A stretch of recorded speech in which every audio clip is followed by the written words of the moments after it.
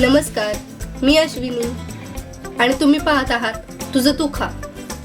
आज आपण पिकलेल्या फणसाचे चिप्स करून पाहणार आहोत. पण या रेसिपीत मला एक महत्त्वाचा अनुभव आला जो मी तुमच्याबरोबर शेअर करणार आहे. त्यामुळे हा व्हिडिओ शेवटपर्यंत नक्की पहा. पिकलेल्या फणसाचे चिप्स मी करून पाहिले पण ते अजिबात कुरकुरीत झाले नाहीत. नेमकं काय झालं आज मी माझा अनुभव तुमच्यासोबत शेअर करते, म्हणजे तुमच्याकडून ही चूक होणार नाही. सोशल मीडियावर अनेक व्हिडिओ पाहून मलाही वाटलं की पिकलेल्या फणसाचे चिप्स करूया, म्हणून ही रेसिपी मी ट्राय केली आहे. मी फणस घेतलाय. फणस हा खूप असा चिकट राहतो ना, त्यामुळे आपण पहिल्यांदा तेल लावून घेऊयात, हातालाही आणि चाकूलाही. गोडे तेल वापरायचं म्हणजे हाताला जास्त चिकटणार नाही.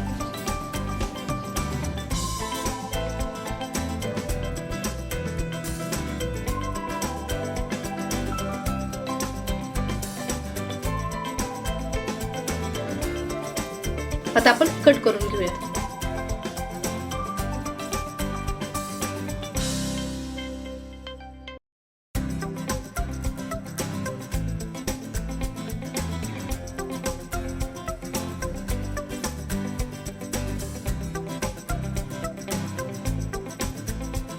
असं आडवा कट करून घ्यायचा आणि त्याच्या सेंटर मधून परत कट करून घेऊयात.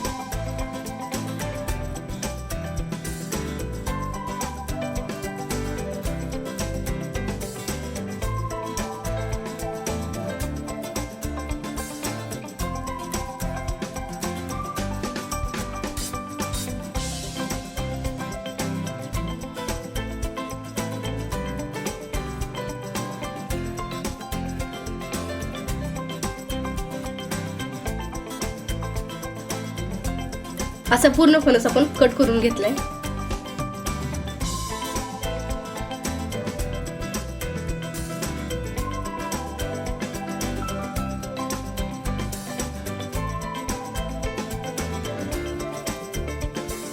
फणसातील गरे काढून घेऊयात.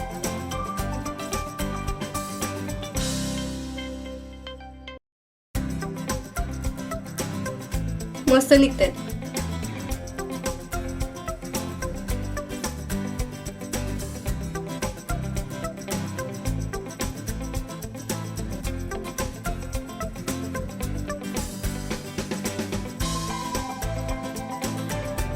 खायला खूप टेस्टी लागतो फणस.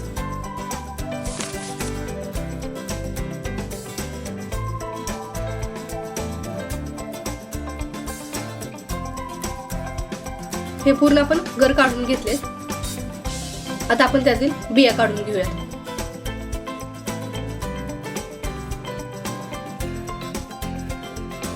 अशा बिया काढून घ्यायच्या.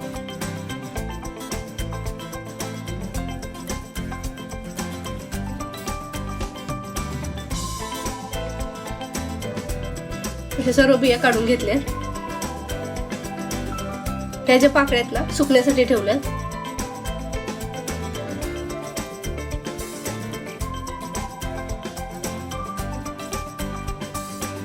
पाकळ्या सुकतायत तोपर्यंत तुझं तू खा YouTube चॅनलला सबस्क्राईब केलं नसेल तर सबस्क्राईब करून घ्या.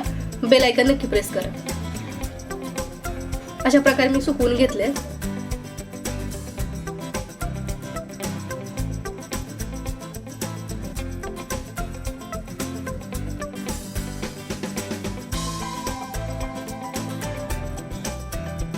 आता ह्याचे छोटे छोटे स्लाइसेस करायचे, जे हातानेच कट होत आहेत असे छोटे छोटे करायचे.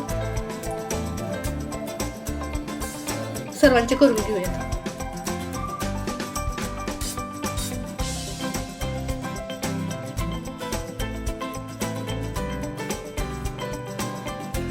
सर्व कट करून घेतलेत आपण. आता तेल गरम झालंय, तळायला घेऊयात. असे थोडेसे टाकून बघितले मी. मस्त तळले जात आहेत.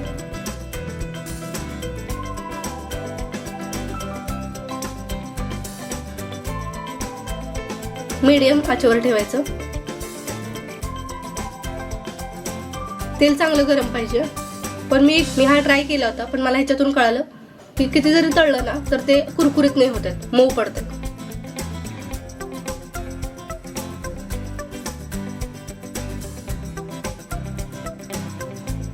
दिसायला खूप छान दिसत आहेत, पण खाल्ल्यावर लक्षात आलं की हे कुरकुरीत झालेच नाही.